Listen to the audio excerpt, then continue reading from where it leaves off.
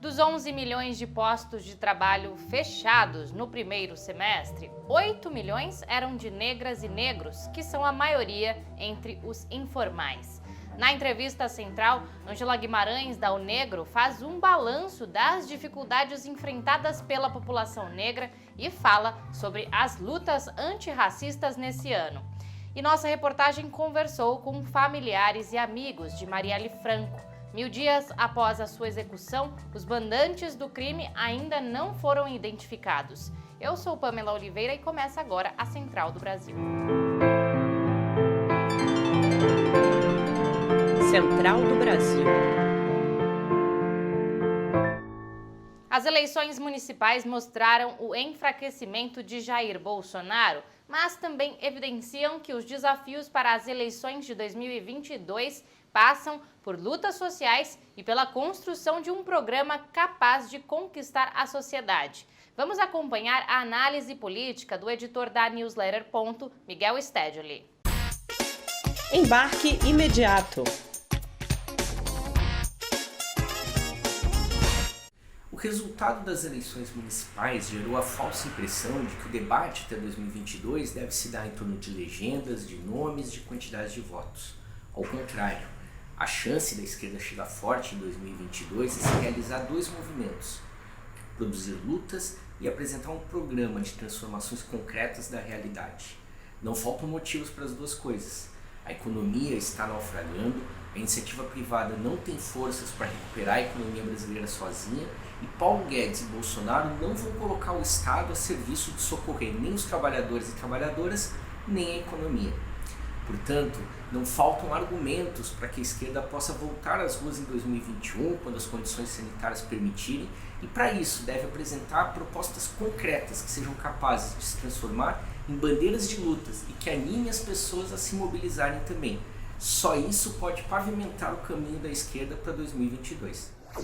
O ano vai fechando com um mercado de trabalho menor e mais desigual. 3 anos depois da reforma trabalhista, o reflexo é o crescimento da informalidade. 4 a cada 10 pessoas ocupadas trabalham por conta própria, muitas no regime de trabalho uberizado, que transfere os custos ao próprio trabalhador e não garante direitos. Quem conta mais é Nayata Wani. Trilhos do Brasil. As relações de trabalho têm ficado cada vez mais frágeis e precárias. Sem alternativas, as pessoas recorrem à informalidade e sofrem com a falta de direitos. Segundo o IBGE, no Brasil estima-se que mais de 38 milhões de cidadãos buscam sustentar as famílias com trabalhos informais, seja de vendedor ambulante, motorista ou entregador por aplicativo. A pesquisadora e advogada trabalhista Viviane Vidigal avalia as consequências dessa lógica de trabalho.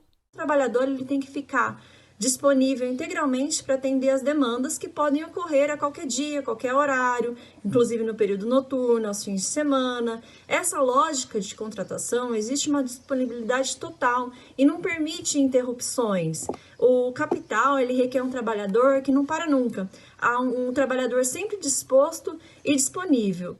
As cidades com o maior número de trabalhadores informais são as mais afetadas pela Covid. É o que aponta um estudo da UFRJ. Com a ausência de apoio do Estado, a população se vê obrigada a se expor nas ruas para garantir a renda de casa. Como é o caso da entregadora por aplicativo Tirza Drummond, que relata a ausência de direitos mesmo após a série de mobilizações da categoria. Em relação ao trato com os aplicativos e também sobre um avanço na relação de direitos trabalhistas, a gente não teve nenhum, assim, né? O suporte para a questão da pandemia, enquanto a gente trabalha, ainda é muito ineficiente, são pouquíssimos postos de distribuição de máscaras e álcool em gel, não é todos os dias que tem. Tiago Bonini, também entregador por aplicativo, relata a falta de avanço nas pautas dos entregadores e reforça a importância da luta dessa classe. Então a importância dessa garantia, a pessoa poder garantir, se ela for roubada, ela poder comprar outro veículo, né, para trabalhar. Se ela se acidentar, ela poder se manter até poder voltar a trabalhar. Né? E se ela, vamos supor, ser mandada embora, né, ser bloqueado de uma vez, ela ter uma garantia, um fundo de garantia para se manter por um tempo. Então não mudou praticamente nada e apenas piorou. Hoje tem indicação de literatura na nossa parada cultural. A estudante do Distrito Federal, Fernanda Marques, sugere um autor brasileiro nascido no Rio de Janeiro e radicado em Natal. Parada cultural. A obra que eu escolhi foi o livro brasileiro Meu Pé de Laranja Lima, do autor José Mauro de Vasconcelos. A história é muito sensível e trata da vivência do Zezé, que é o próprio autor quando criança, num contexto de muita pobreza, incompreensão ou talvez até subestimação da complexidade de sentimentos e necessidades que existe durante a infância, o que acabou fazendo com que o Zezé fosse muito sozinho e tivesse como um dos poucos amigos o pé de laranja lima do quintal. Se passaram 1000 dias desde a brutal execução de Marielle Franco e Anderson Gomes. A morosidade da investigação, que teve interferências de Bolsonaro, vai reforçando a sensação de impunidade e corrobora com posturas violentas contra vereadoras ativistas por direitos humanos.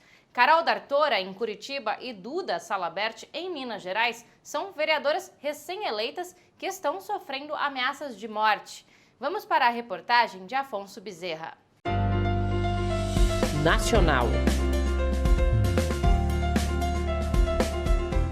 1000 dias de um assassinato brutal sem respostas. O mundo ainda quer saber quem mandou matar Marielle Franco e Anderson. Eleita a 5ª vereadora mais votada do Rio de Janeiro em 2016, Marielle era ativista dos direitos humanos e tinha uma importante atuação política no tema da segurança pública. Combatia o machismo e o racismo. Era uma incansável formadora de novas lideranças. Seu lema: eu sou porque nós somos. E foi com esse idealismo que Marielle abriu portas para novas mulheres negras ocuparem a política. Hoje o país se mobiliza pela memória de Marielle. A família estimula a preservação do legado da vereadora, como analisa a irmã dela, Aniele Franco. São 1000 dias de muita dor, muita saudade, muita tristeza, mas também 1000 dias de esperança de dias melhores, né?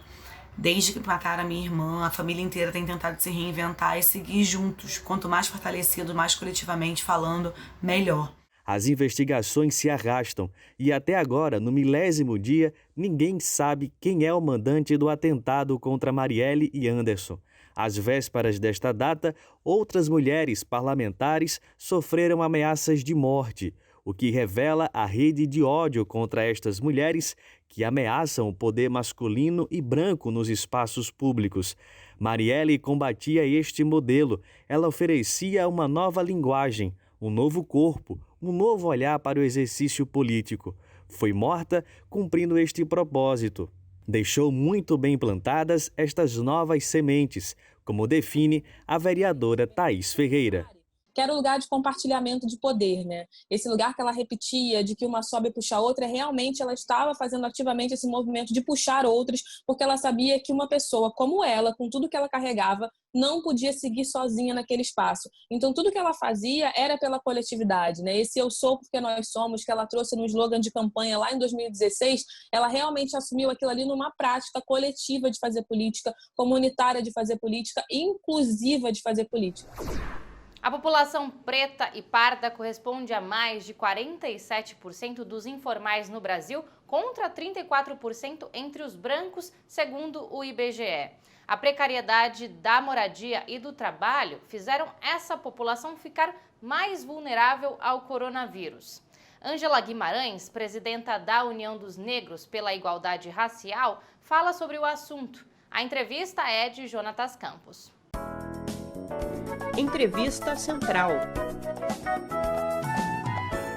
Hoje, Ângela Guimarães estará conosco fazendo um balanço de 2020. Ela é presidenta da UNEGRO, União de Negras e Negros pela Igualdade, e fala conosco de Salvador. Ângela, agradecemos sua participação. Qual o balanço feito pelo movimento negro do ano de 2020, levando em conta, claro, a pandemia e o governo Bolsonaro? Bom, sem dúvida, o ano de 2020 era o ano que a gente não gostaria de ter vivido. né? Um ano que inicia o segundo ano do desgoverno de Bolsonaro, um governo com características de extrema-direita, neofascistas, extremamente racista e misógino, e num contexto de uma pandemia global, né? Que a gente sabe que não atingiu igualmente todos os segmentos da população, fez maiores vítimas e maior contágio justamente nos segmentos mais pauperizados, mais vulnerabilizados, e nesse segmento quem é a maioria da população negra.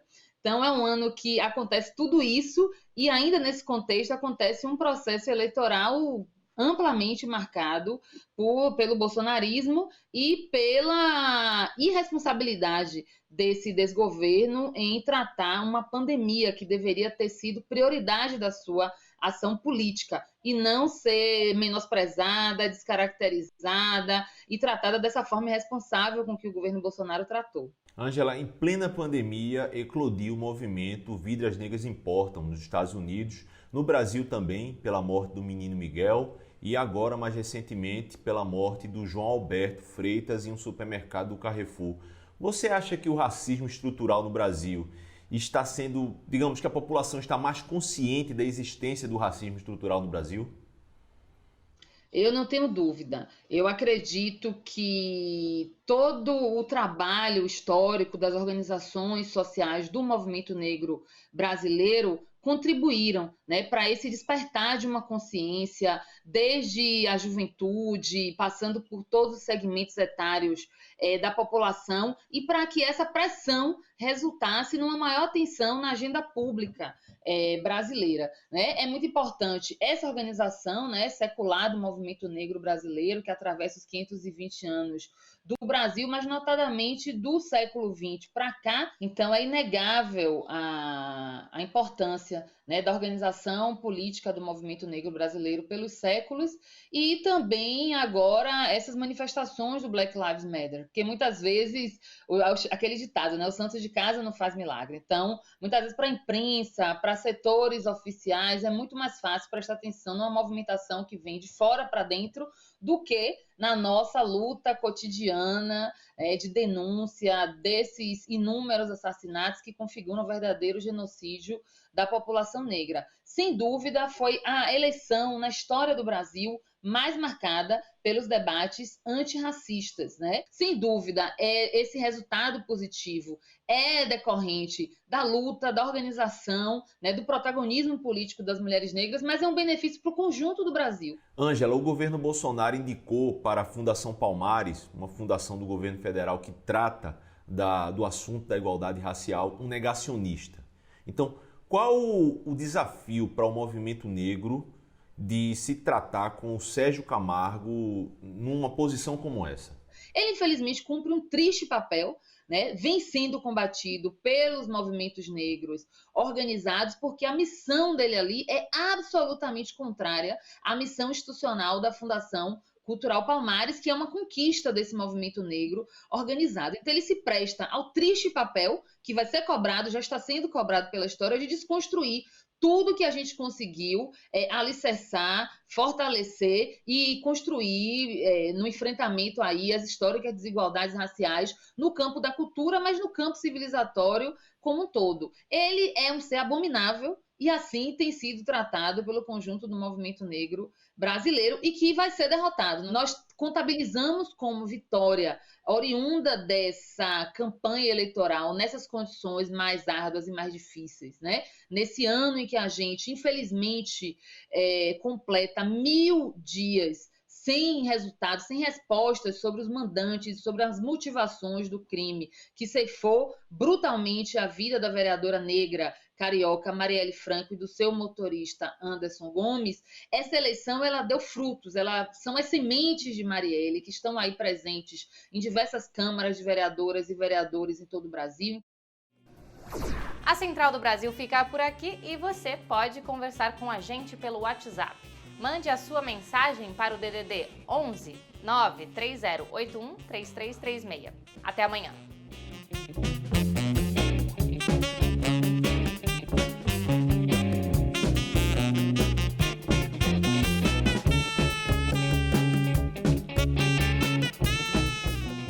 Central do Brasil, a rede de comunicação dos movimentos populares.